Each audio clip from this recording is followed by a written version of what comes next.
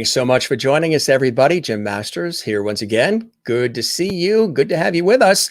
How do you like that new Snazzy show open with that animated graphic and logo and that upbeat, inspiring music? Love it, love it, love it. Thanks for the great comments, too. You guys have been talking about it. We literally spared no expense. We had an earlier open that we used for about 474 episodes of our series.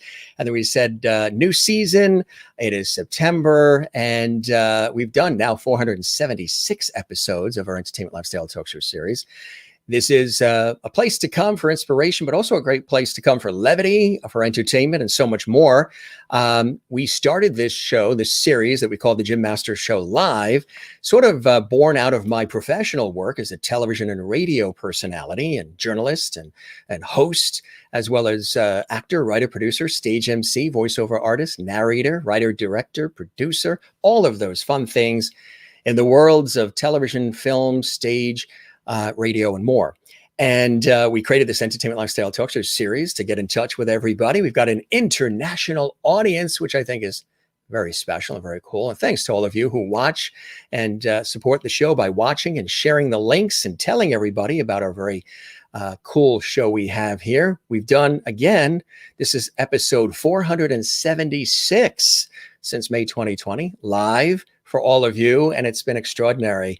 We also have great interaction during the show as well, so feel free to interact during the show if you'd like to.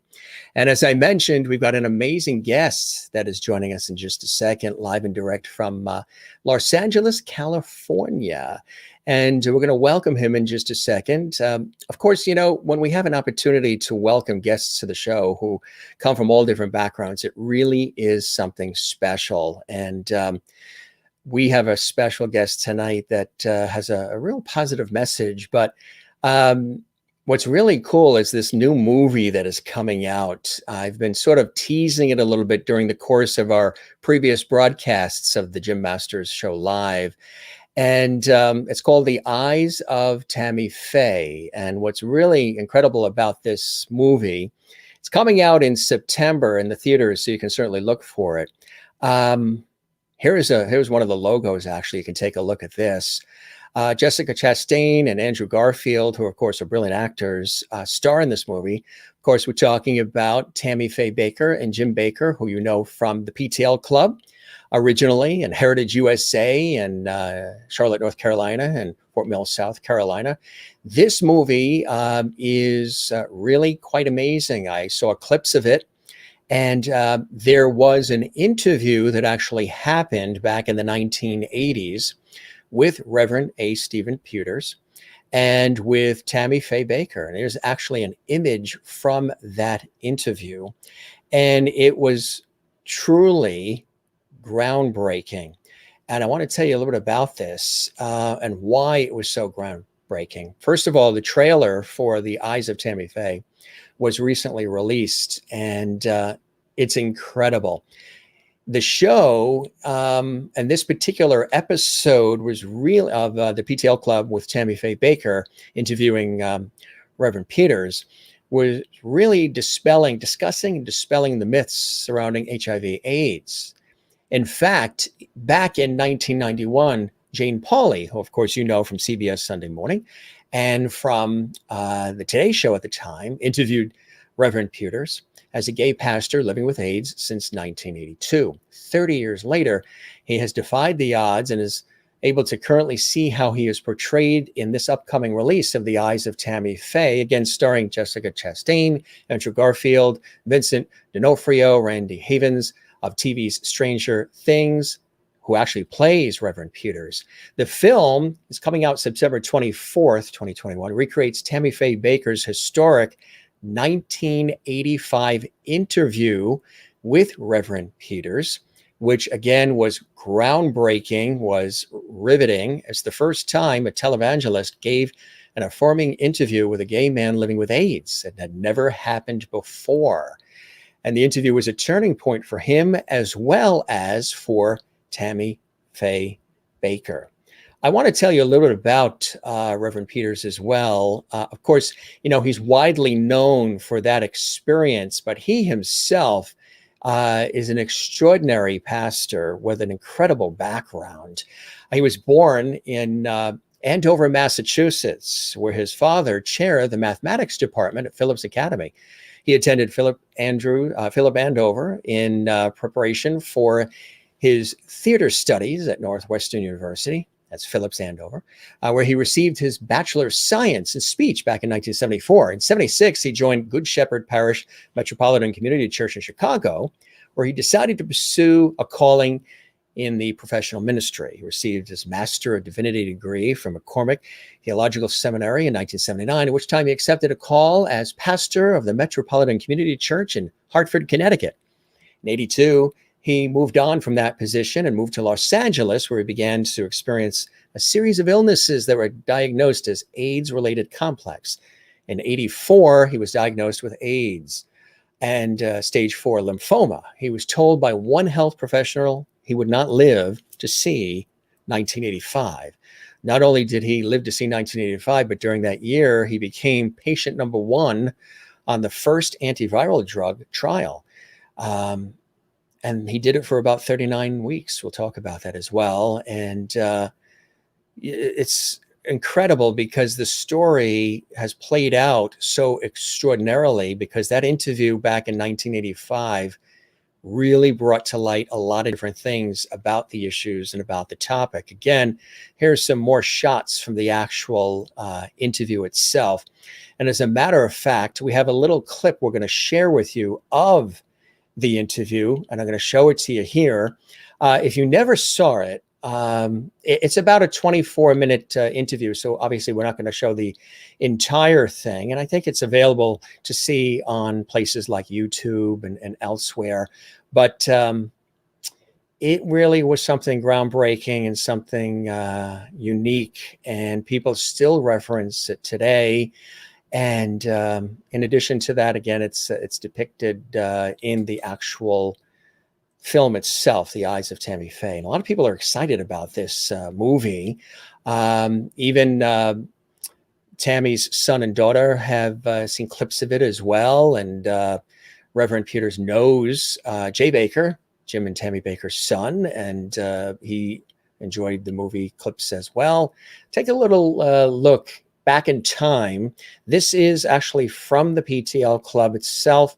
A little clip. This is actually from Tammy's house party, which was like a fun afternoon talk show and entertainment show that Tammy Faye Bakker had done on the PTL network. Take a look at this clip here. I think you will find this, if you've never seen it before, eye-opening, riveting, and groundbreaking.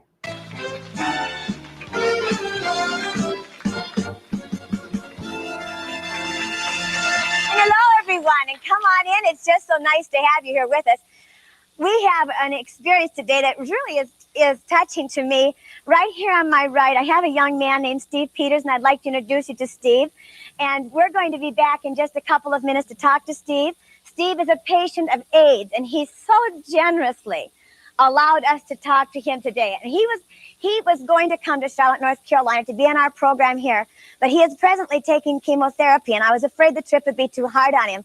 And so we have a satellite hookup live from LA that we're going to be able to talk with Steve. I think the studio where Steve is about an hour and a half from his home, right, Steve? That's right. And so he went to the studio, and he's sitting in the studio there, and I'm sitting in our house here, and we're going to be able to talk together in just a minute. Hello, Steve. Hi, Tammy. We're so glad to see you. Well, I'm glad to be here. And I'm really looking forward to talking with you. Well, I'm looking forward to it too. We'll be right back after this break to talk to Steve. Tammy and Steve are going to talk when we come back.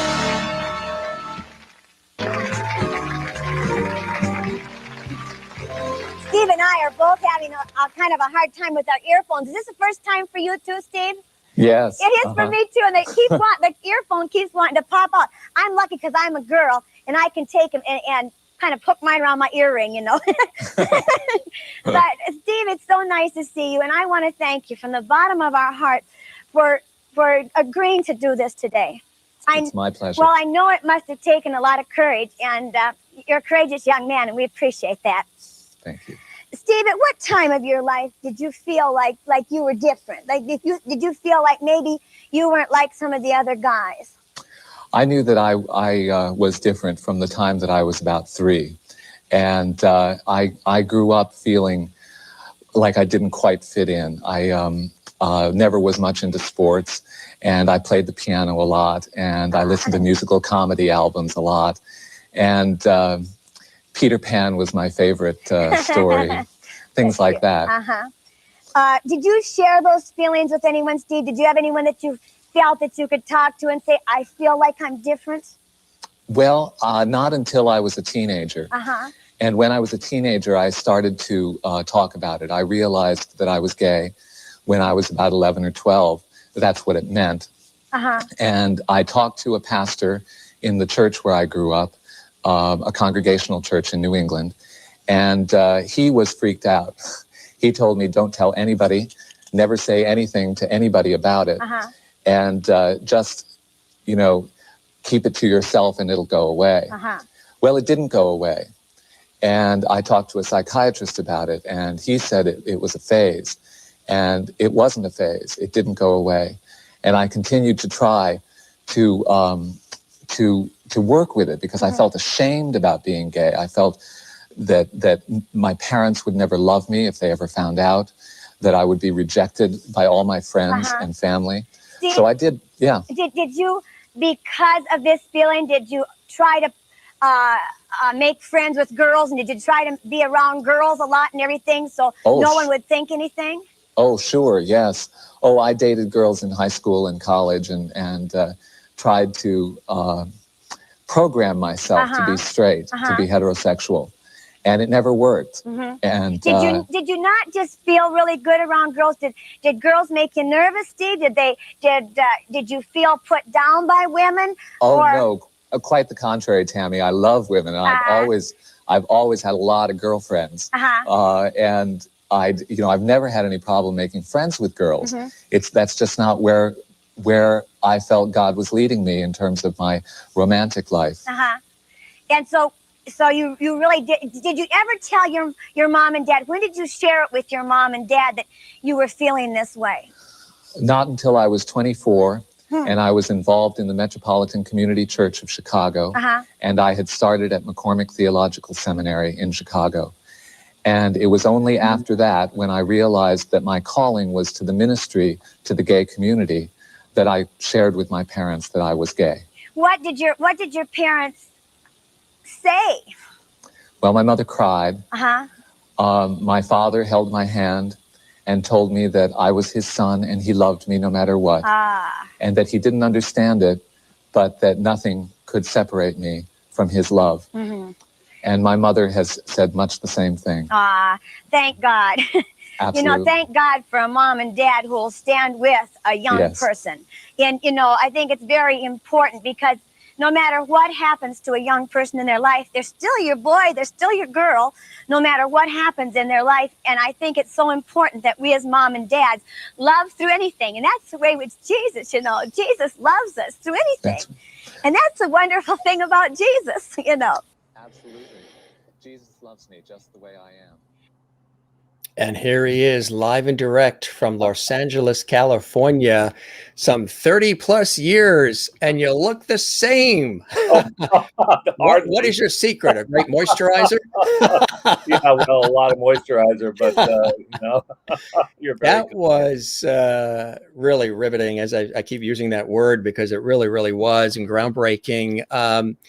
Reverend, and I know, as you said, you can call me Steve, but it's an honor and a pleasure to have you here. And what was that moment like? How did that work? Did they call you?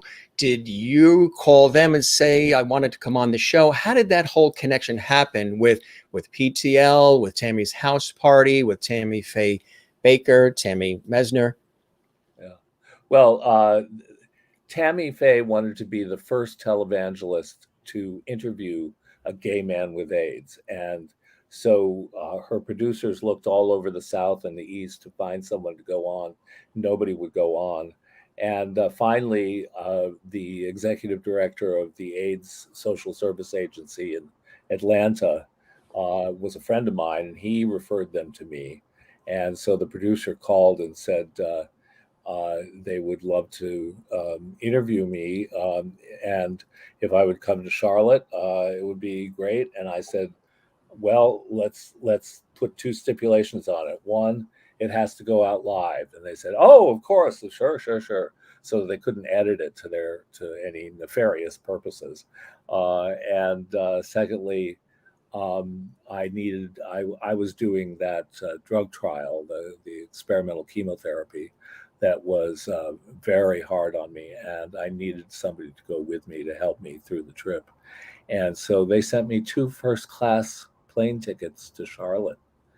And then as we were headed out the door, my companion and I, we were headed out the door to the airport, and her producer called and said, Tammy's sick, and so we have to cancel the interview.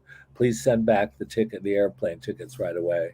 And so we did, and I thought, well, that's that. And then the next day, the producer called back again and said, well, Tammy's feeling better, and she really wants to do the interview, but she wants to do it by satellite hookup. It's the first ever satellite hookup in the history of PTL.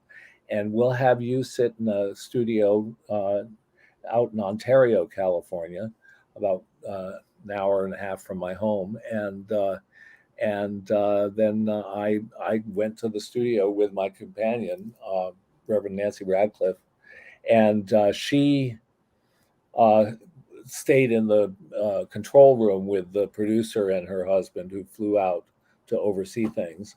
And I sat in a studio with no monitor. I couldn't see Tammy, but I had that earpiece that you saw fall. The IFB, yeah. Yeah, and it was, it was all I could see was this little red light of the camera. And so they hooked me up to talk to her about 3 minutes before the interview began. And we had this lovely conversation for a few minutes. And was she relaxed? Was she nervous?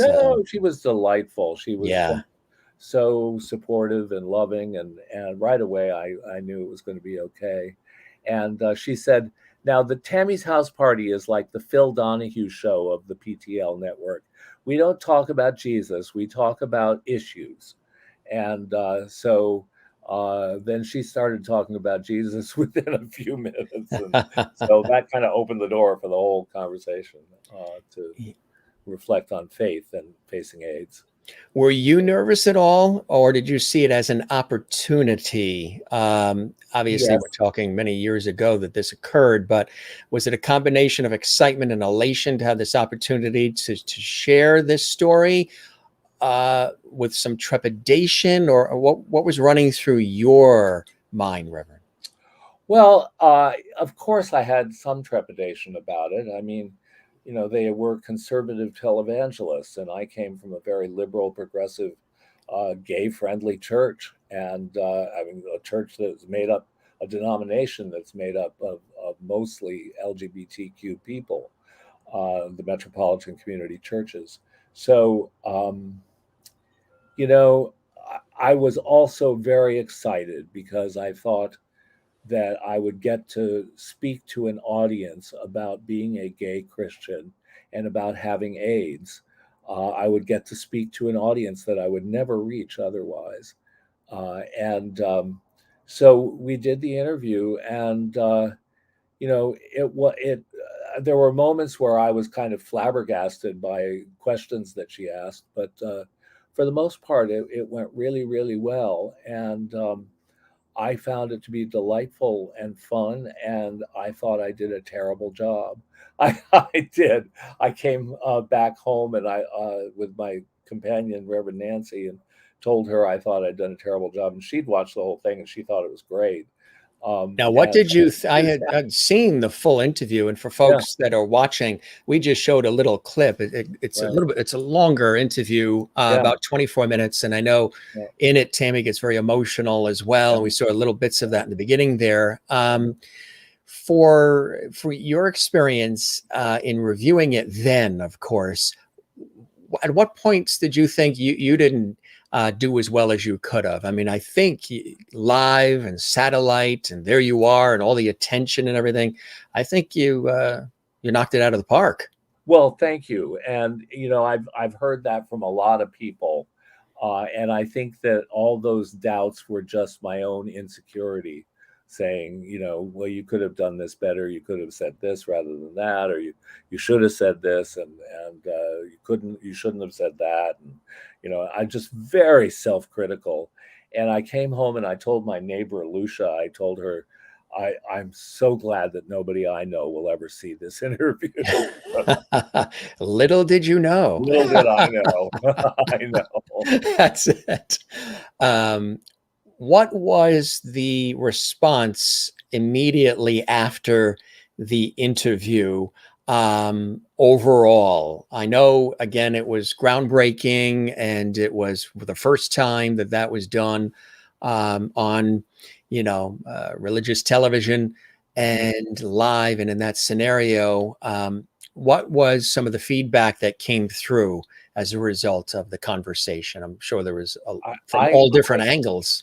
I got a couple phone calls from friends who had seen it live, and they were very complimentary. And one of them had actually videotaped it, which is why we have that YouTube video of the interview now. It's the only videotape I've ever received of it. So she sent me that videotape, and I watched, and I thought, well, maybe that wasn't so bad after all. And, but I didn't hear anything from anybody for a year and a half. And meanwhile, Jim and Tammy was getting in more and more trouble, and and PTL started to fall, and all of that. Well, there they are. So did you have any communication with Tammy after after the interview? Well, the only time that we had any communication at all was after everything had crumbled, and she moved out here to Southern California, and we had a mutual friend that would convey greetings back and forth, and I would say, hey, I'm still alive, and, and she would say, I'm so glad, and things like that. But no, I never met her. I never got to see her in person.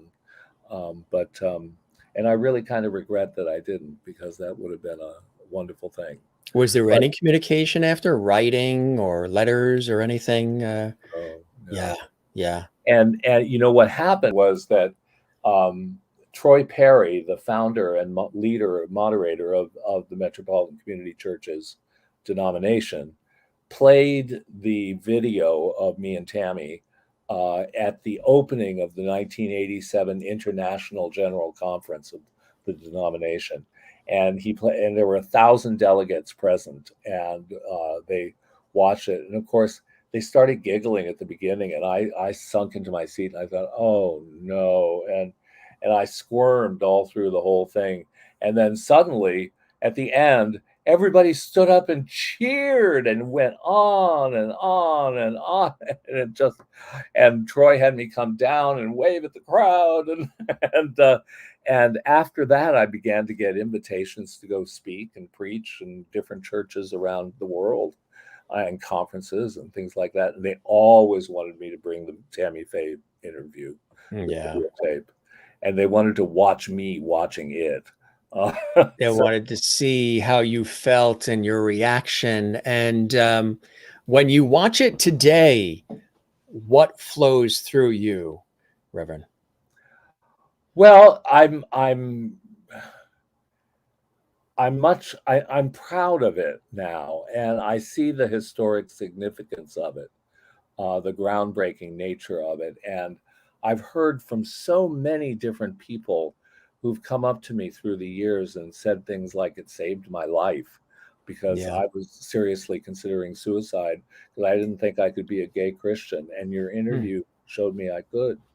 And and I've had so many people say things like that to me through the years. And now I look at it and I go, well, maybe I didn't do such a bad job after all, and maybe it was just right. And to have it be used as part of a film about Jim and Tammy Faye, that was like a great surprise to me, and a delightful surprise. So before we talk about that, I would love for people to learn more about you and your background. You grew up in Massachusetts. I know Andover, beautiful area, very well. And then you were in the church in Hartford, Connecticut. Tell us a bit about what was it that inspired you to want to go into the ministry and to lift others up and to empower them and to be that conduit, that facilitator of that positive energy, something we have all definitely needed a lot of in the last 18 months or so that we've been going through. Yes. Well, I grew up feeling so ashamed of being gay, and it really took me down a really bad road. And then when I finally decided I had to get honest about being gay, I went to the Metropolitan Community Church in Chicago, the Good Shepherd Parish, MCC. And there I met a really wonderful community of loving, happy LGBT people. And my theater career, my acting career was going nowhere fast. And so when I had heard you wanted to be the next Jimmy Stewart. Is that true? No, maybe at one point I said that to somebody, but I wanted to be the next Gene Kelly. Oh, Gene Kelly. Or Fred Astaire. Are you light on your feet? Yeah, well, I was then. Yeah. I was a good. Sorry, folks, there will be no demonstrations this evening. You got to take him for his word. I dance with my fingers and in my art. Yeah. But yeah, so I just left my dreams of being an actor behind, and I felt such clarity about going into the ministry. It was amazing. It came over me like that in church one Sunday, and I just suddenly realized that's what I was supposed to do. And I decided to go to seminary, and the doors flew open, and I got into seminary, the seminary of my choice right there in Chicago, McCormick Seminary. And I graduated in 2.5 years, got my master's of divinity, and became a pastor, and went to Hartford, Connecticut, up the street from you. And it was a wonderful 3 years in some ways, and in other ways it was a horror, because being LGBTQ in Hartford in the late 70s and early 80s was not necessarily an easy thing. And I had a congregation of about 45 members, mostly men. And in my first year in Hartford, 3 members of my 45-member congregation committed suicide. And it was just a shock to me to be confronted with all of that all of a sudden. And, I was called in on police investigations of bizarre gay murder. I mean, not gay murders, but murders of gay people in the Hartford area. And it was just it was a very difficult time. And I was one of the only openly gay people in Hartford. And I had the gay switchboard for Connecticut and Western Massachusetts in my apartment. So anytime the phone rang, I had to go to work. And it was a very stressful 3 years. And at the end of those 3 years, I started getting sick. And I was diagnosed with GRID, gay-related immunodeficiency, which is what they were calling AIDS back then. At that time. And I moved to Los Angeles because I had friends out here, and because I knew I could get better medical care. And yeah. So that, people are commenting live too, which is cool. Oh, I haven't been watching that. Yeah, they all have welcomed you. And how are you doing today? How are you feeling today? How is everything today, all these years later? Because I think your mind, body, and spirit really bucked the system in so many incredible ways. Yeah, I'm doing fine today, and that's the headline. Yeah.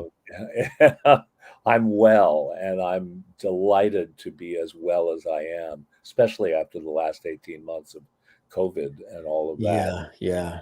And I'm so thankful that I get to celebrate each new birthday. I turned 69 last month, and Happy birthday. thank you. And to reach that age when there was a time when I didn't think I'd live to see 33. I mean, I was very sick from 82 until 87 with a whole host of illnesses, the worst of which were stage 4 lymphoma and Kaposi's sarcoma as a result of having AIDS. And I was given 8 months to live in April of 84. And we're on this, one of the first people, if not the first, to take this specific drug. Yes, tell us about that. It's amazing. In 1985, I was invited to be patient number 1 on the very first antiviral they tried against HIV. It was a drug called Suramin. Within 6 weeks, my KS lesions disappeared and my lymphoma went into complete remission. Stage 4 lymphoma, complete remission. And so that's amazing. Yeah, and they put 89 other people on the drug around the country then. And unfortunately, it killed a number of people, and everybody else except one died from the progression of HIV/AIDS within a year or two. So I'm one of 2 survivors of the now notorious Suramin trials. So your body just happened to have a positive reaction to it. Well, it did, and then it nearly killed me. I took it for a total of 39 weeks, which was much longer than anybody else did. It blew out my adrenal glands. It caused me to have major neuromuscular damage. So the left side of my body was paralyzed, and I became legally blind from nerve inflammation in my eyes. I was weak and frail, and I wasted away after they finished the Suramin trials in 1986. I developed all these problems, all these issues as a result of the Suramin trials, long-term effects, and very nearly died again in 86. I had a near-death experience 2 weeks before the Tammy Faye Bakker interview because of the Suramin trial. And it was then that they discovered that my adrenal glands had failed, and they didn't figure that out until it was almost too late. Now, some people would say he's a pastor, he's a reverend, he's a minister. He's always comforting others and lifting others up through the trials and tribulations, craziness and chaos of life. Were you at a point at all questioning Jesus, questioning God, saying, why me? I know I'm here, I'm serving you, and this is what is happening to me. Tell us about going through that. Well, especially the first 2 years that I was sick in 82 and 83, when there was so much fear around AIDS and nobody would come see me. Nobody wanted to be in the same room with me. Because they were afraid that they could catch it from the air. We didn't know about the virus. The virus hadn't even been discovered. So people were afraid to touch anything I touched, and it was really awful. And I, despaired of God and worried that, I had done something really wrong to merit this awful experience. And yet, when I was diagnosed as terminal, when I was given that 8 months left to live, I was invited to preach the Easter sermon 2 weeks later at the church where I was on staff. And it was one of the most valuable gifts I could have had, to look at what it meant to believe in the Easter message as a person facing death from a horribly stigmatized disease. And what it meant to me was that if God is greater than the death of Jesus on the cross, then God is greater than AIDS or cancer or anything else that can come between us and a full life. And I discovered that I could still laugh and enjoy my friends. I could still be fully alive. I could still sing. I love to sing. Yeah. And I could still dance. And I did. I did a little shuffle off to Buffalo right there in the pulpit. Did you? At Easter sermon? I did indeed. And then in front of all of Hollywood, when I was asked to be the person with AIDS who spoke at the very first Hollywood fundraiser for AIDS that Elizabeth Taylor hosted. And that was an amazing event too. You know, and that was a few weeks before I had that near-death experience, and a couple weeks after that was the Tammy Faye interview.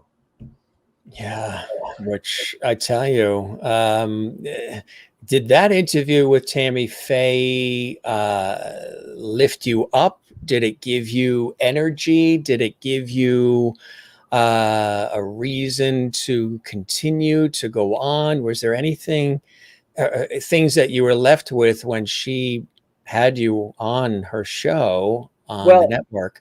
Yeah. You Yeah. know, she sent me a beautiful PTL Bible, leather-bound PTL Bible that I still carry with me when I marry people, and I have them, each new couple sign the front of it. And she also sent me a number of her albums on audio tape. What are they called? Cassette tapes. Cassette tapes at that time. Remember those? Yeah. So anyway, one of them was "Don't Give Up on the Brink of a Miracle," and that song inspired me so much when I was blind and going through this horrible paralysis and wasting away, and just as, you know, close to death as I had been to that point. And I would sing along with Tammy as best I could. Don't give up on the brink of a miracle. Don't give up. God is still on the throne. Don't give up on the brink of a miracle.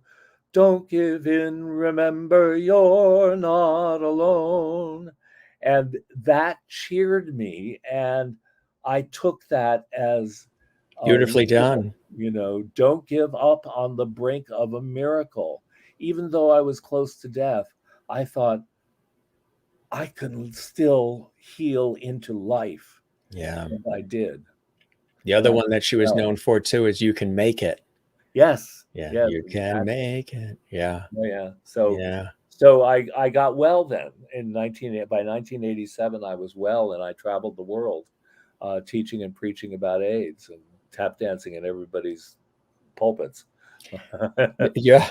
Now, incredible, absolutely incredible. And, you know, obviously you inspired so many and had no idea, you know, what the reaction would be or what would happen by going on the PTL television satellite network and going on Tammy's house party and all the things that came afterwards as a result.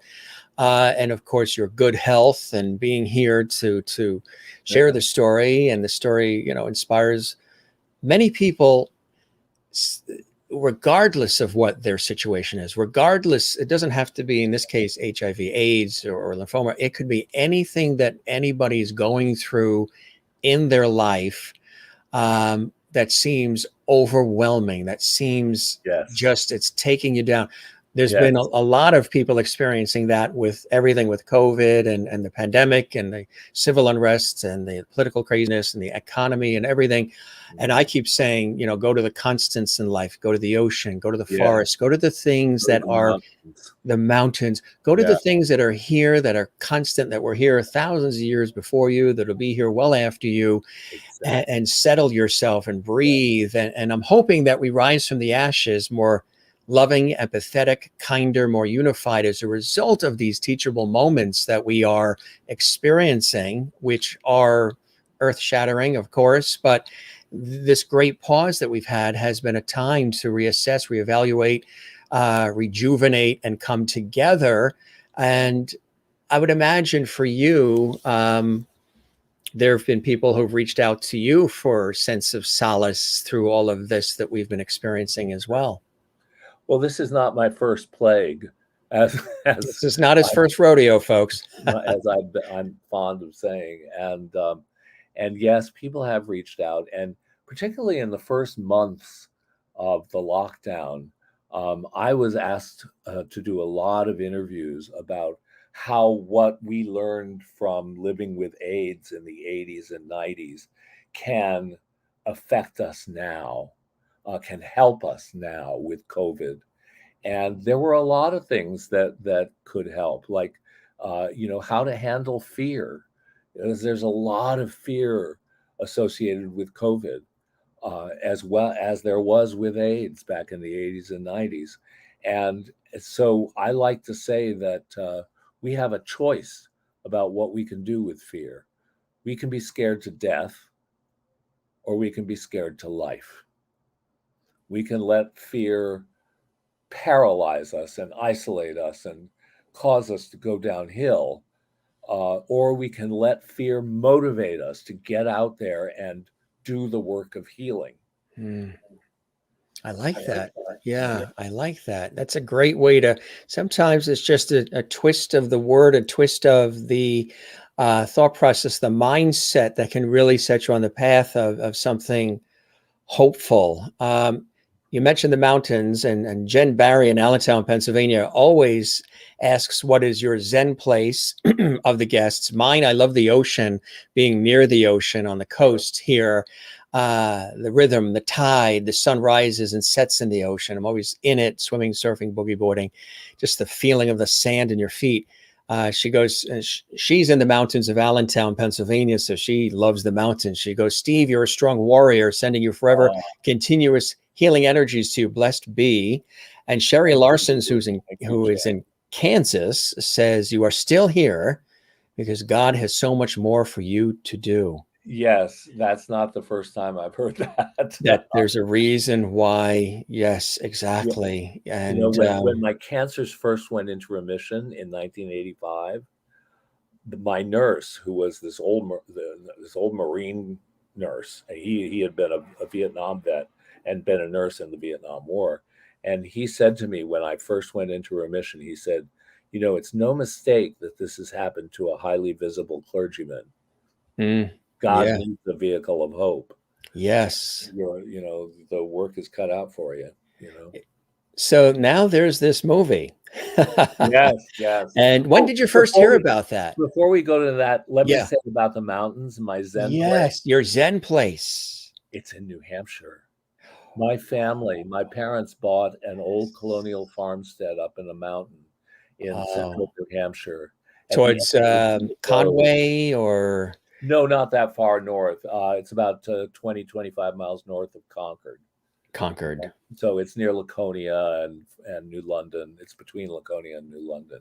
We were just there 4th of July weekend in New Hampshire. Kidding. We were up there for a quick getaway because, you know, working in this industry of television and radio and everything, you know, full time in the daytime, and then launching this show at night, 476 episodes later. It's been extraordinary and beautiful and a blessing, and all these wonderful people, guests like you and so many others, and the viewers. It's just been extraordinary. So we wanted to sneak away. So went up towards, stayed in North Conway, and it was absolutely beautiful. Phenomenal, you know, weekend, and went to the top of Mount Washington. I don't know. Have you gone to the top? several times. Extraordinary. I've kept forgetting that it was it is the highest peak in the entire northeastern United States, 6,288 feet up in the air.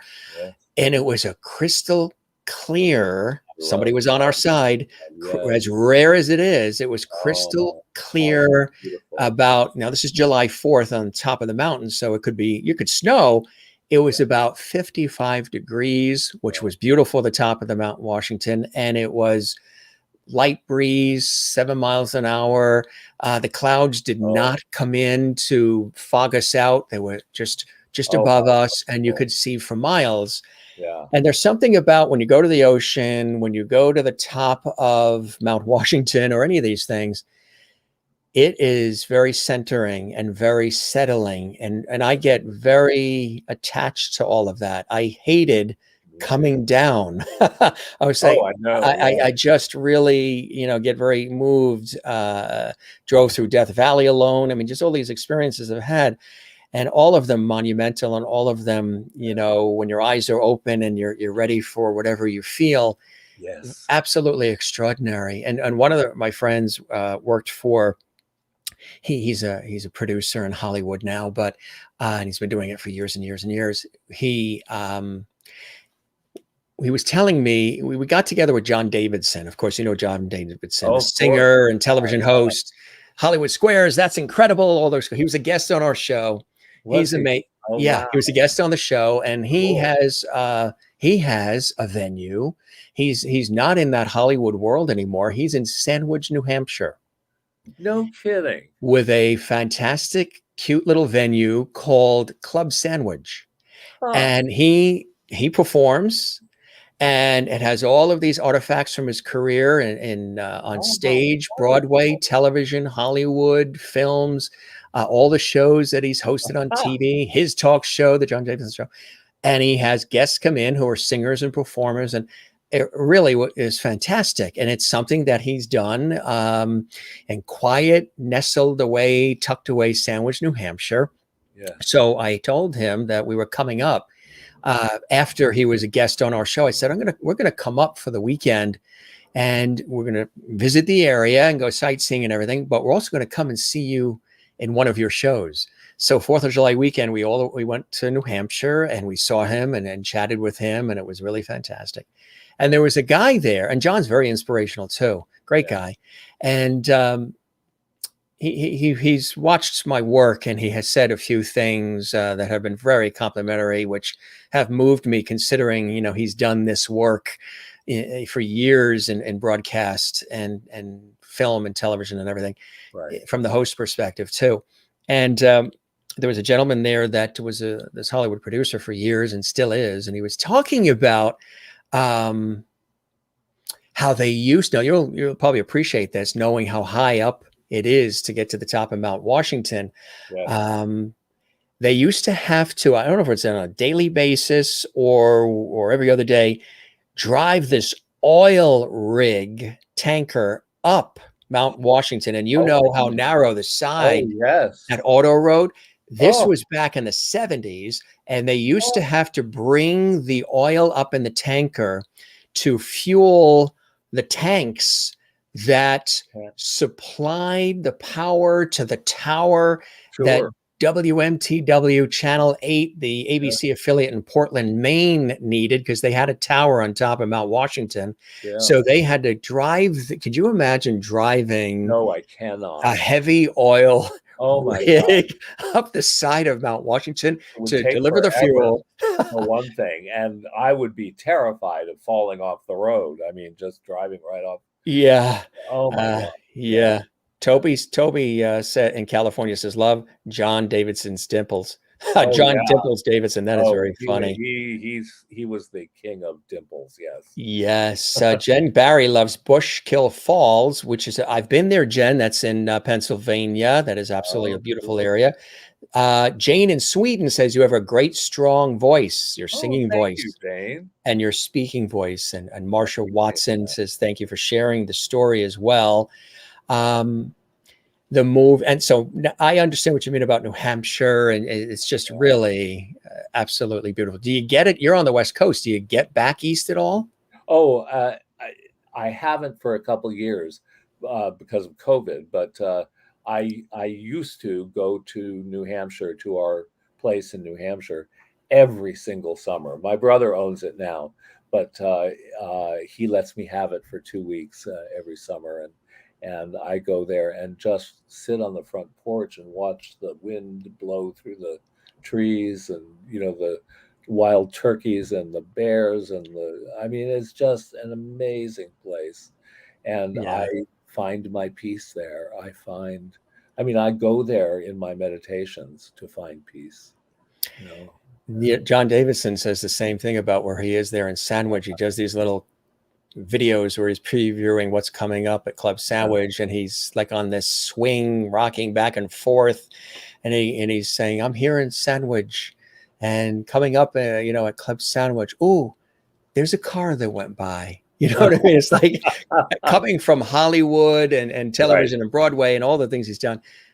I told him, I sent him a note the other day. I said, "John, you are living your bliss there in New Hampshire. You are living your bliss in New Hampshire and having." I'm going to have to check that out next time. Club Sandwich, really a cool place. Yeah, absolutely. You're living your bliss too. And when did you first hear about this movie coming out, The Eyes of Tammy Faye? When did you first hear about this? Well, interestingly, their son, Jim and Tammy's Jay son, Bakker. Jay Bakker, found me on Instagram. I on the anniversary of the interview, I happened to post the link to the interview on Instagram, and Jay saw it, and he contacted me and had me come on his podcast, Lucid Bible Belt. Yes, he does the podcast, right? Yeah, and it was just a remarkable, coming full circle experience. Yeah, for both of us, because he told me how much the interview changed him and his mother and the whole family. The interview you did with Tammy in '85. Yeah, that it changed everything. How did it do that?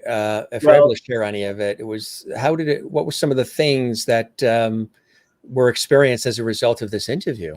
Well, he told me that Tammy started taking him and his sister to MCC churches, to gay-friendly churches, to pride parades, hospitals and hospices to visit people with AIDS. And he said that the interview also told him at the age of 10 that he could be who he was, because he sensed even back then that he was different than his parents expected him to be. I mean, he's not gay, but he is self-described punk, and he's into punk, and he is his own character, and he knew from my interview with his mother that he could be who he wanted to be, who he felt himself to be. And that made a huge impact on him. He said it still is a huge impact on him. And meeting me over the radio, over the podcast, was a great experience for him, but it was a great experience for me too. And he told me about this film that was being made, starring Jessica Chastain and Andrew Garfield, Vincent D'Onofrio and Cherry Jones, and that there was an actor playing me because they had recreated the interview. And I was floored. I was flabbergasted. So I wrote to the studio. And does it take a lot for a reverend to be flabbergasted? Yeah, I've heard a lot. You've heard it all. I've heard it all. Yeah. Anyway, I'm sorry, I lost track. Yeah, so they were telling you about the folks that were going to portray you and the other actors and actresses, some top names. Yes, I was very impressed, and I wrote to the studio. I found out that it was Searchlight Pictures, and I wrote to the studio and said, "Hey, I'm still alive. I'm still here, and I hear you're using my interview in the movie, and I would love to know more," and all of that. And the publicist for the film, Melissa Holloway, wrote me back, and we have been in touch ever since. And I have been doing all these interviews about the film, and I'm thrilled. I got to see the film. Yeah. And what'd you think of it? What was your? Loved it. I thought it was terrific, and they really treat Jim and Tammy well. I think they give them their full humanity, which is needed, because I think that Tammy particularly can be seen as kind of a cartoon character, or and she is fleshed out in this film. You get to see who she really is in this film, and she was a survivor. She really was, and she kept coming back. She kept coming back. And anyway, they used my interview as a turning point in the film. And when I saw it, I was like just flabbergasted again, because they recreated it so well. I mean, they used it word for word. Only about 3 minutes of the 24, maybe 3 or 4 minutes. But Randy Havens from Stranger Things, a regular on Stranger Things, he plays the science teacher of the AB. That's right. He plays me. And I was thrilled. And I thought he did a great job. I was just about to say, coming from your mouth to God's ears, how did he do? And great. He did well, huh? He's not exactly like me. Yeah. But he evokes me beautifully. Yeah. And he probably had to do a lot of research and study you, and No, really. I think all he did was maybe study the interview over and over again. I mean, I'd love to talk to him sometime about how he prepared for the role, because he's a really great actor. He has a great reputation in Hollywood. Yeah. So I was thrilled that he's playing me. And I hope I get to meet him when I go to New York next week for the premiere. By the way, let me correct something. The film is actually being released on September 17th. The 17th. They moved it up. Oh, so they did move it up. Oh, good. Okay. That's great. Good. The 24th is my birthday. Oh, no kidding. Happy birthday, almost. Almost. Coming quick. So it's the 17th. That's fantastic. Yeah. And it'll be in the theaters. People, how it will. Yeah. I believe it's only in the theaters, at least at first. I mean, I'm sure they'll go to streaming. It'll go to streaming. And, you were actually one of the very first to go to what would be the early days of streaming, in a way, not necessarily streaming. For you, it was satellite, because news crews actually refused to allow you in the studio for interviews. Right. So they made you appear on satellite, which was almost like the origination of streaming in a way. You were groundbreaking even then. Yeah, that was 1984, basically. The crews would not let me into the studio. The crews wouldn't work if I came into the studio, because they were so afraid of catching AIDS for some reason. And so that was 84 and 85. But they would interview me in an alley beside the AIDS Project Los Angeles. They wouldn't even come into AIDS Project Los Angeles. They were so afraid. And then at the end of the interview, they would, hook me up with this little lavalier mic and an earpiece. And I would talk to the host and the panel back in the studio a mile or so away, and after the interview was done, I'd take off the mic and I'd take off the earpiece and I'd start to hand it back to the sound engineer, and he or she would go, "Oh, no, you keep it. You throw it away or do what you want with it. But we don't need it anymore." And it was just so obvious that they were deathly afraid of touching something that had been in my ear and against my chest. A lot of misinformation about it all. Yeah. So that, unfortunately, that has come way ahead, and that has changed dramatically. You also worked for Playboy as well, right? I did. When I went, Christy Hefner Hugh Hefner's daughter, and who was then the CEO of Playboy, and I have been friends since we were teenagers. And she has been one of the most supportive, caring, loving friends a person with AIDS could ask for, a person could ask for. Yeah. And she has been so fiercely protective of me in so many different ways, in dealing with AIDS and all the other stuff in my life. And when my AIDS ministry ended in 1997, and I was all burned out. I was ready for something completely different. But I couldn't find any work in AIDS because with the new cocktail treatments, the protease inhibitors, all the AIDS agencies were downsizing because people with AIDS were getting well all over the place. So they were laying off people like crazy. They weren't hiring. And I couldn't find work in the church because I was so associated with AIDS at that point. They didn't think I could talk about anything else. So I was having dinner with Christy one evening and told her about this. And she said, well, why don't you come to work for me? So I did. For 5 years, I worked at Playboy, and I was in the public relations department. And I worked the press desk at Playboy Mansion parties and Playmate reunions. And I interviewed the centerfold and wrote a press release about her every month. And I helped keep Hef's scrapbooks, and I answered the phones for Hef's line, and dealt with his public and that sort of thing. So it was a lot of fun, and it was very different than anything I'd ever done. I was going to say, you've really had full circle experiences in your life. Answering phones for Hef's line. Wow. Really, really amazing. Extraordinary. Tell us, if you can, about that visit to the White House too, that you had the opportunity to experience. Yes. In 1993, the year Bill Clinton took office as president, I was invited to be one of 12 invited guests to the White House for the very first ever AIDS prayer breakfast. And it was for 12 religious leaders in AIDS, and I was delighted to be invited. And because I was the person with AIDS at the event, they had me seated right next to Clinton.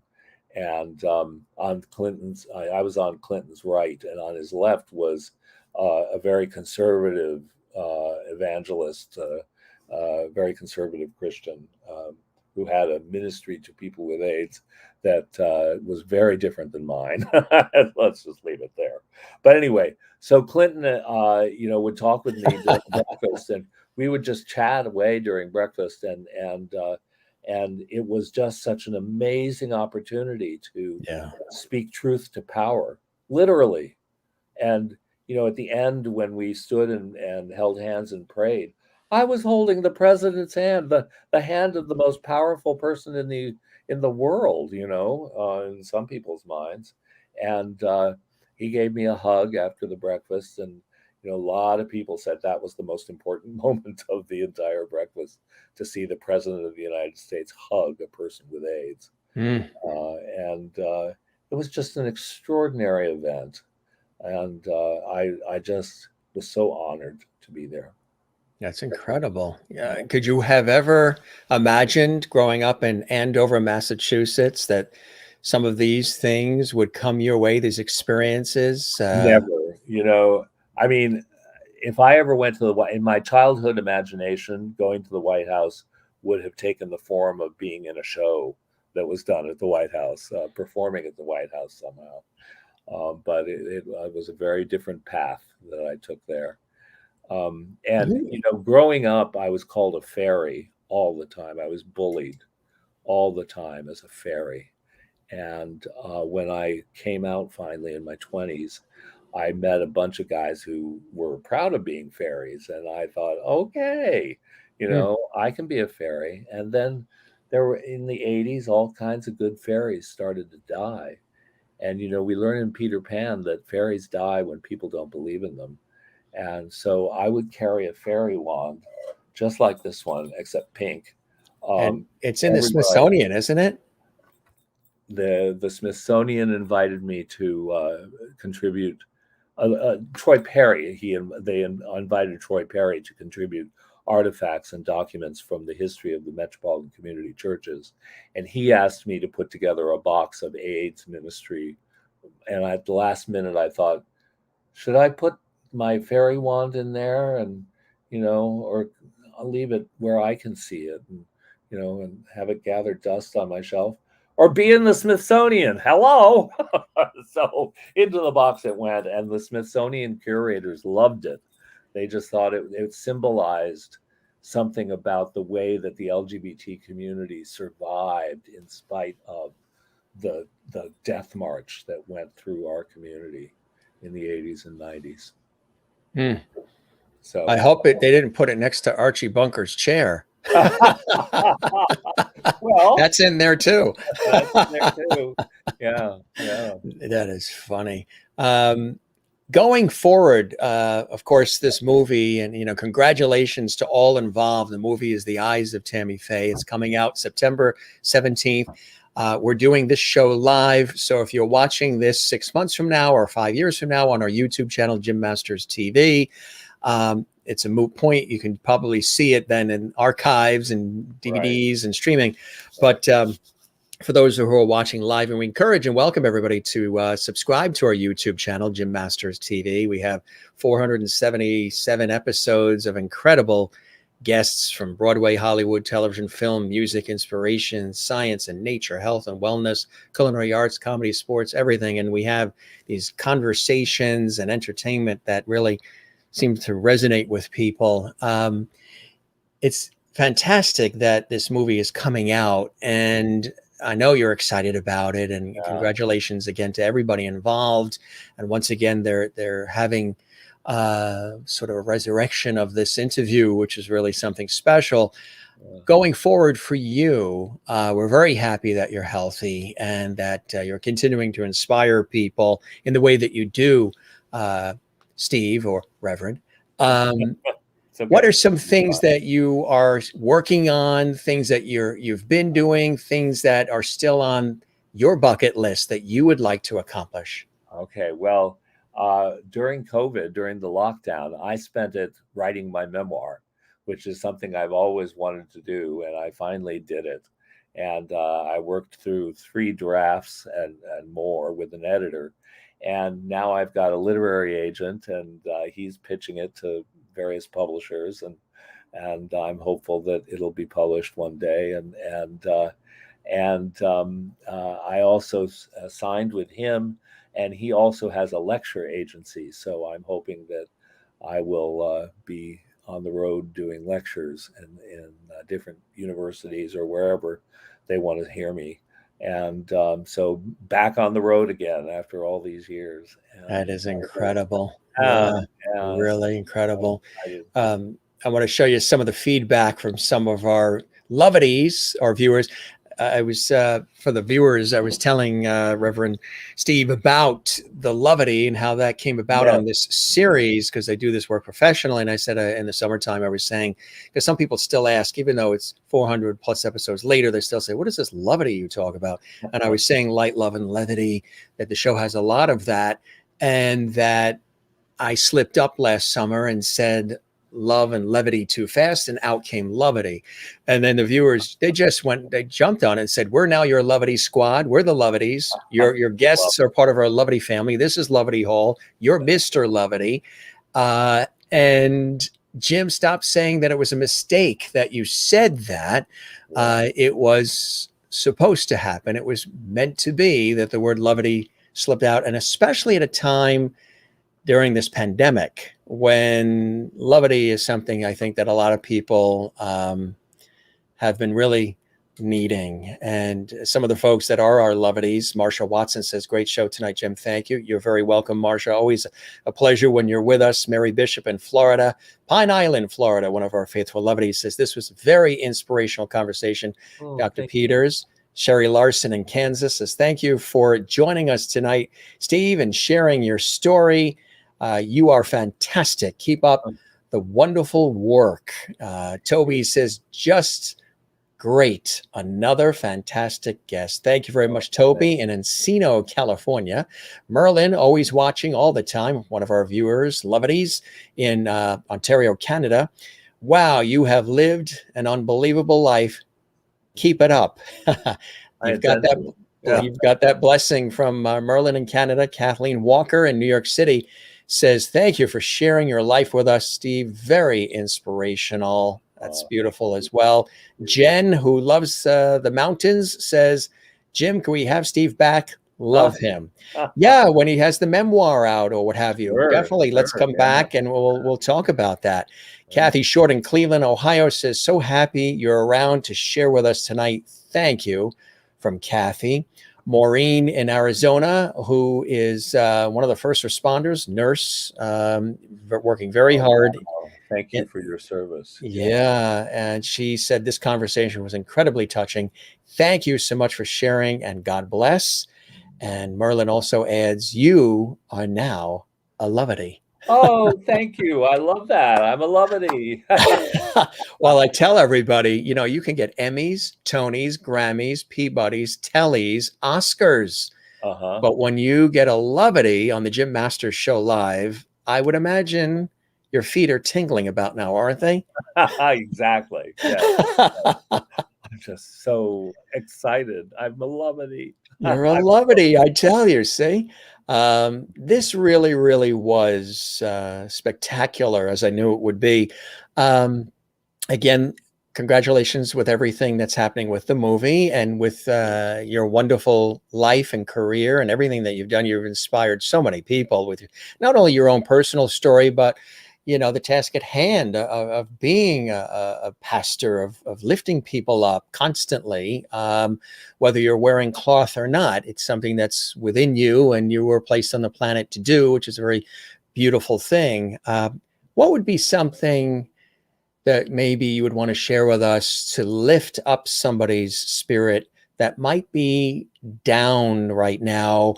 Hopefully this conversation and the things we do on this series lifts people up, but maybe this COVID situation, everything that's been going on has really taken them to places that are dark and scary and they don't know how to lift themselves out. What would be something you might want to share with them, Reverend?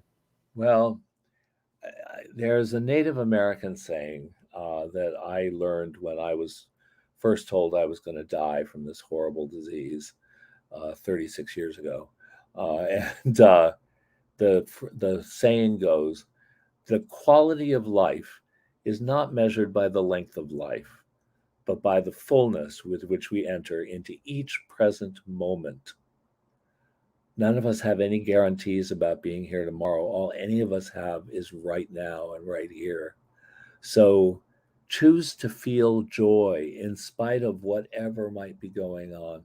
Joy is not the absence of suffering, but the presence of faith and the presence of love and the presence of just believing in the possibilities of this moment. So be here and be alive. A little pause there so it sinks in for everybody. Beautifully said. You are amazing. And really, this was a very inspiring conversation. And I wish nothing but continued blessings and joys in your life. And hopefully you'll get to New Hampshire as often as you want. And let's definitely stay in touch as you're here on the East Coast. It would be wonderful to break bread and chat more. And keep us posted on the memoir and all the wonderful things that you are doing. I just want to show you a few more comments coming in. Sherry Larson says absolutely, and Kathleen Walker says amen. Toby says continued good health. And Maureen says, I love that saying, always be present in the moment. And Merlin says, amen from me too. And Mary Bishop says, so well said, Dr. Pieters. Truly an honor and a blessing to have you on the show. And there was somebody I just want to show you before we go. Hopefully you were, I know you're 3 hours behind us. Hopefully you had dinner already. Maybe not, your stomach rumbling. You didn't have dinner yet. So yeah, it's 9:30 almost for us. So almost bedtime, but George Burns was with us this evening. Oh, I love it. That's the reaction that I always say when I throw him in at the end. God. He played God. So I thought it very appropriate to, and I always show him at the end. He's sort of my sidekick. And he said, for you, a wonderful message. You did okay tonight, kiddo. Oh, thank you, George. So you got good words from George Burns himself. Yes. Oh, actually, you look like you could be one of his cousins. Yeah, well, I'm getting to be his age. What age he was when he died. I think it was about 100, right? Well, I think he was 101, wasn't he? Did he make it to 101? Wow. I'm not sure, but I think so. Yeah. I think you'll probably love our mug too, huh? Kindness matters. Oh, I love that. Yeah. That's beautiful. Kindness matters. And it really does, doesn't it? It does, really. Yeah. Well, you've been very kind to spend this amount of time with us. And again, we're talking about the movie, but I also like to give people a full understanding of who you are and what you're about, and your passions and the, trials, tribulations, successes, joys, the whole scope of who the man is. And I think we scratched the surface on that a little bit here tonight. I hope the show met whatever expectations you had, and that you enjoyed the time with me as much as I and the Lovities have with you. I love being a Lovity. That's great. I had a great time. Thank you. Thank you so much. The pleasure was mine. Thank you to all your listeners. You're very welcome. You be well. We'll see you in the theaters. And now, as I say to all the guests, go get that circulation going and go stretch those legs. Yes. And feed that belly. Yes, absolutely. Yeah. Reverend Pieters, an honor and a blessing. And thanks again so much for being with us on the Jim Masters Show Live. You take care. Bye-bye now. Bye. There he is, Reverend A. Stephen Pieters. He's going to have some dinner now. He's earned his supper with our fabulous conversation. And thanks so much. Toby says, perhaps this will be your first movie since COVID hit. I don't doubt it. For a lot of people as well, if you're going to go out, we are going to see it as well. We thank our very special guest, Reverend Pieters, for joining us live from Los Angeles, California. And he's made a wonderful life for himself there. And again, a spirit-filled man who, again, has followed his path, his faith, and not a cool shot. Who, me? I love that. And of course, that interview, we showed a clip of it in the beginning with Tammy Faye Bakker back in the 80s. There it is there, the actual interview on the PTL television network, which of course you remember with Jim and Tammy Faye Bakker. That was at Heritage USA. You may remember that as well, there in Charlotte, and in Charlotte, North Carolina, and Fort Mill, South Carolina as well. The movie is starring Jessica Chastain, Andrew Garfield, and so many others. The Eyes of Tammy Faye. Again, it comes out, as Reverend Pieters said, September 17th. So that is just a few days from now. So that's going to come out in the major movie theaters. So, check your local listings. Should be really, really amazing. And again, some brilliant actors and actresses are in that. If you enjoyed this episode, gang, give it a like on our YouTube channel, Jim Masters TV. Leave a positive comment for us as well. We would love that. If this was your first time watching, thank you very much. We would love it if you subscribe to the YouTube channel as well, Jim Masters TV. Really special place. Check out also our Masters Mantras, inspirational videos that we do, short videos that are scenic and visually welcoming. There you go. Channel dedicated to entertaining, informing, educating, and inspiring. That's our YouTube channel, Jim Masters TV. Now, as I always say, gang, don't forget to smile, and don't forget to share the Lovity. Yeah, that just happened to come out of my mouth last summer, and boom, it stuck really well with all of you. Another Zen place for me is my work in television, radio, stage, and film, on air, on camera, behind the scenes throughout the years. Find your Zen place as well. And as we talked about, the ocean. That is another Zen place for me, the ocean. And again, find your Zen place. Find that place you can go to that is, of course, my number one Zen place is always with loving family and friends, of course. But as far as physical places to go to, that ocean, you got to drag me out of it. We were visiting our relatives in Florida, and I was in the ocean, and the family was packing up to leave. And they said, okay, Jim, let's go. You know, we're heading out. And I said, oh, no, why are we leaving? Why do we have to go? And they said, well, you know, they're in Florida.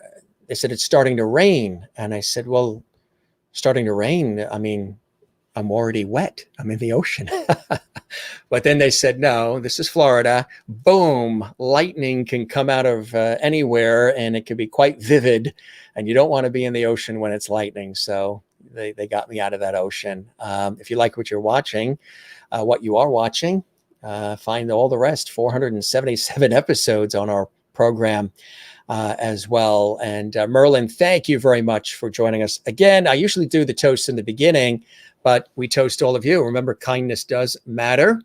And I know you guys want hats, t-shirts, all the Lovity Jim Masters Show swag. As you know, we just created the logo and the animation, updated all of that, the new theme music and everything. And thanks so much for telling us that you're really enjoying all the new things that we're doing here. I want to let you know, tomorrow we have veteran actress and director Chris McGinn. She was in The Silence of the Lambs. She was in Kidnap and so much more. She is coming up tomorrow live at 8 p.m. Eastern, 5 p.m. Pacific. Saturday, renowned author Lee Tannen is going to be with us. That's a special afternoon show, 3 p.m. Eastern, noon Pacific. He, of course, penned the book, My Friendship with Lucille Ball. I Loved Lucy.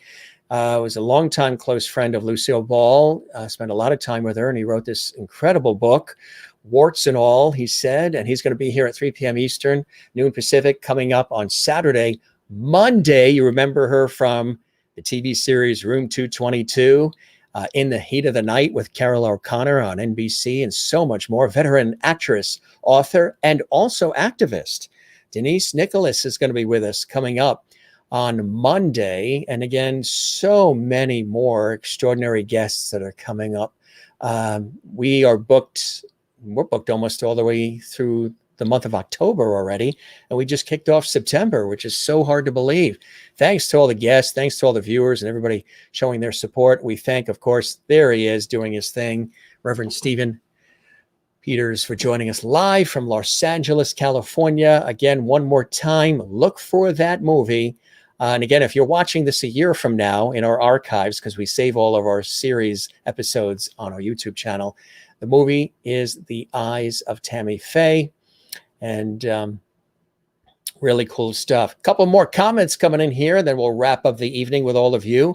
Hearts coming in from Sherry Larson in Kansas. You as well. Toby says, great lineup. Absolutely, Toby. And thank you very much for all you do. You've been spreading the word about our show to everybody there on the West Coast.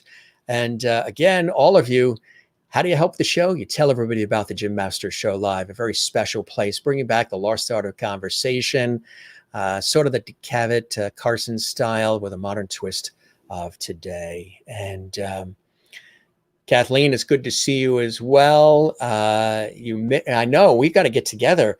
Kathleen and I were on the Rachel Ray Show. We were actually on that show. They film it in New York City.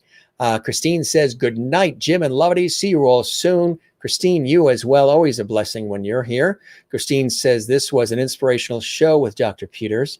I saw the last bit, so I will watch the shows and the archives tonight. My mom has enjoyed the show. We visited many times PTL right there at Heritage USA, right? Because you live in North Carolina.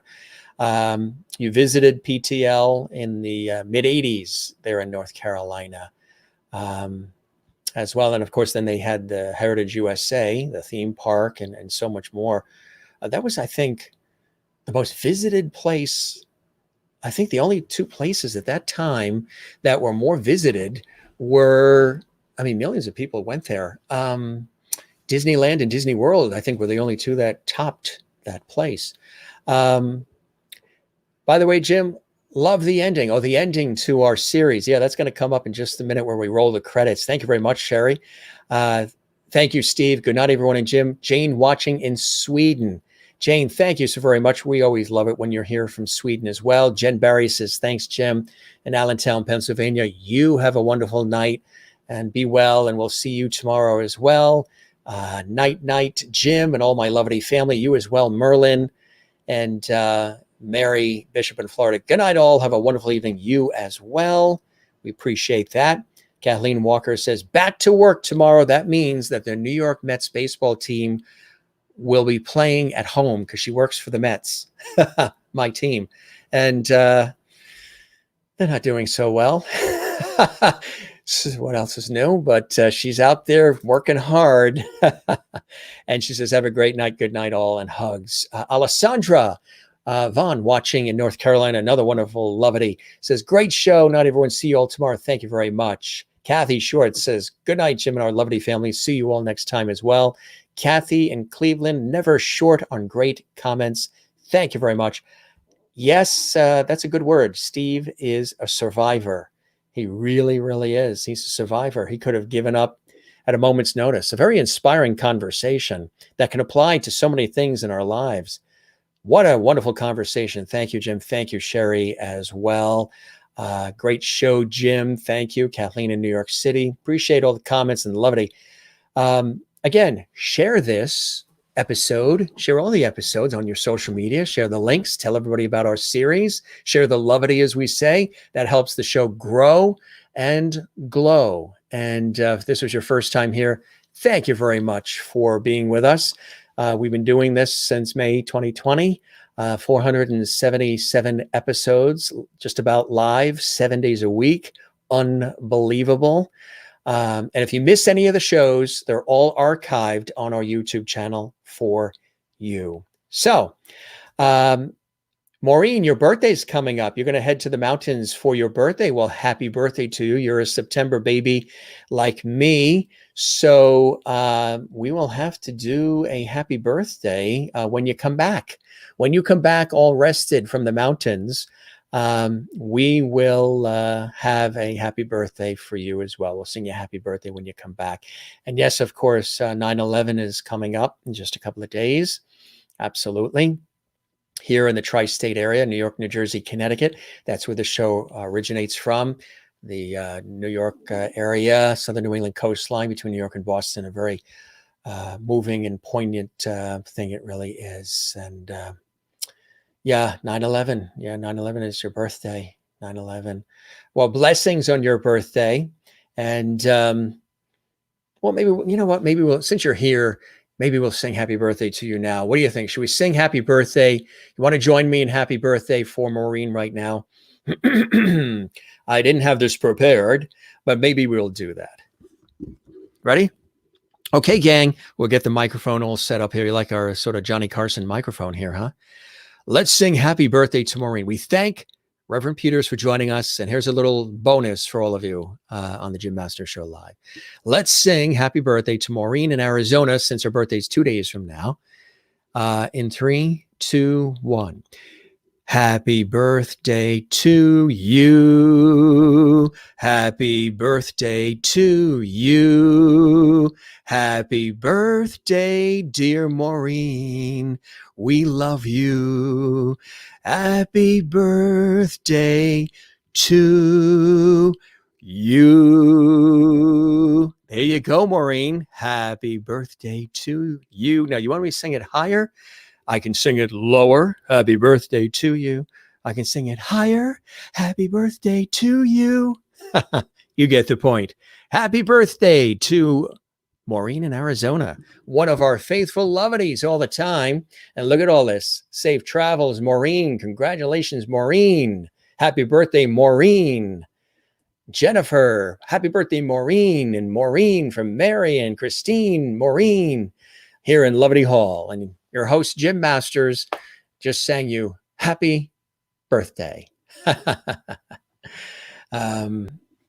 Good stuff. All right. We love you all. Happy birthday, Maureen.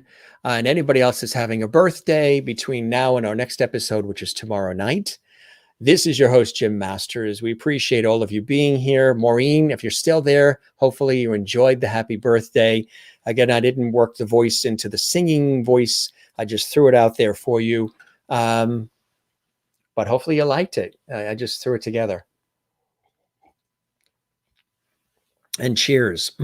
Some just nice lemonade iced tea in here. Refreshing. So how did I do with singing you the happy birthday? Did you like it, Maureen? I hope so. Usually I, do some vocal exercises before I do some singing. We just threw it together, and I hope you liked it. That was wonderful. Wow, I love that. Thank you so much, Jim. Thank you as well. A lot of you are saying, did you get a haircut? It's pulled back. Tomorrow, boom. And to all my lovely family, I thank you so much for the wishes. I love you all. We love you back, Maureen. And you got blessings from Reverend Pieters as well, Maureen.